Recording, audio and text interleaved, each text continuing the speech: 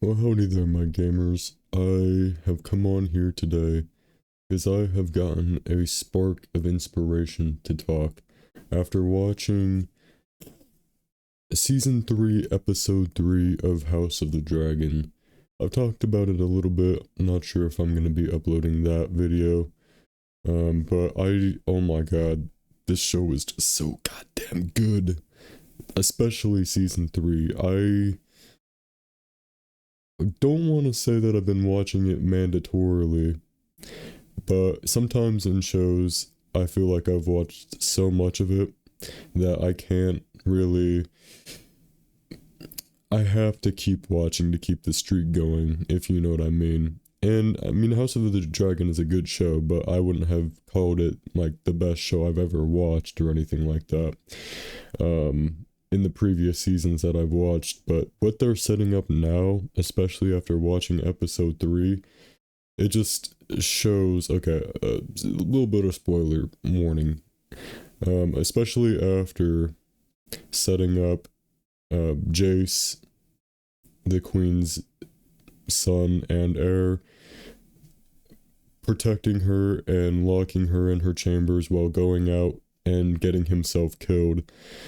And it just the show does a really good job at just showing, especially after she takes power, the stresses, not only from the grief of losing her son, but also now all of the new stressors included in managing a realm that she has now taken a role into. And this is something I haven't even really seen before, I don't think, at least in Game of Thrones, or maybe it showed a little bit of it with Daenerys, but not necessarily. The show never really got hyper focused on it, but it does a really good job here with just showing all of the, like, just the daily issues and tasks that a ruler has to deal with. And I don't know, I keep saying and, makes me ramble too much. I don't know if there's anything else I really wanted to say. I just wanted to compliment this season so far. It's definitely, I think this is building up to be the best season so far, in my opinion, of House of the Dragon. It feels like they've just been setting up this entire time for what's going down now. She's taken back power. Things aren't going exactly according to plan, because you can only plan so much, but fate will have its way in the end. Either way, she's taken back power, not at the exact way she would have wanted, and she ended up killing Alicent's father, Otto Hightower, instead of what she wanted was Aegon, who has been escorted out of the city, out of Alicent's control, but she's getting the blame for it either way. Things are just spiraling, and she's having to manage not being able to sleep, dealing with the grief, starting to get hallucinations of her son. What she said as well, having a rage and a pressure within her, and being swindled as we find out that Darren Targaryen, what she was supposed to be given from the Hightowers, is a fake, and she's been deceived. The Hightowers take a city, ravaging it. I don't actually, maybe not ravaging, but just taking a city and causing trouble.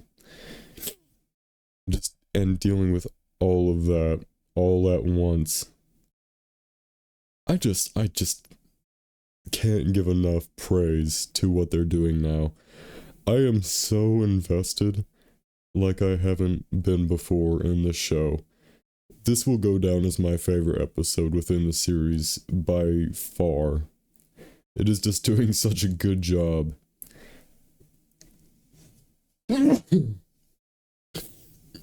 of just showing the shit show and chaos of what's going on now within the queen's life. Yeah. I think that's really all I wanted to say. I know this isn't necessarily something I've uploaded so far on the main channel, but I don't know if I'll even upload this. I just kind of want to have it go down and have it be known, have it be said from my own memory that this is just, I just can't compliment it enough. I just can't. Either way though, I think I've rambled far and long enough. Show good. In summary, show good. Especially season 3. Like, goddamn.